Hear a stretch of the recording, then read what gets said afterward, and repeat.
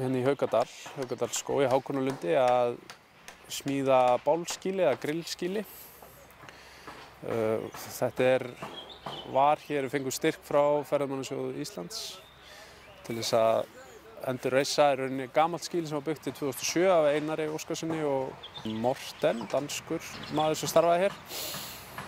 Það skýli hrundi í fyrravetur og við fundum alveg fyrir því að það var mikið sótt í það að fafa þennan stað áfram eftir að það fór. Það var mikið spurt um það og hvort það kæmi ekki annað og svona.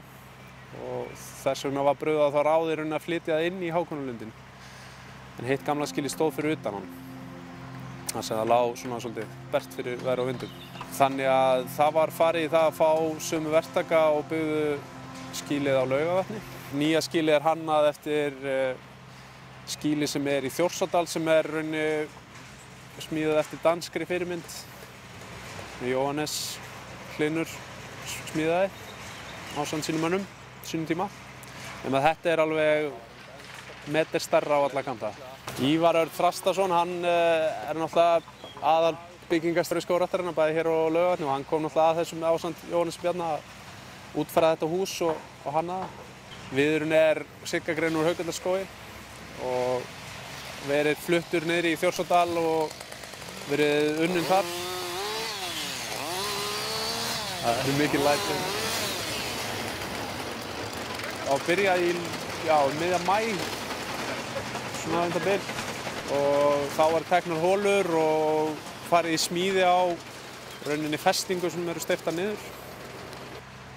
Og þær voru smíðaðar í stálsmiði í Reykjavík og steyptar svo niður og svo var notað bæði afgangsefni frá Laugavatnsskýlinu og sótt nýtt efni hér og unnið. Þetta var reist núna á mánuði kannski með hléum. Endingin á húsinu, ég held að þetta getur alveg gert okkur góðan að þetta endist einhver áratugi.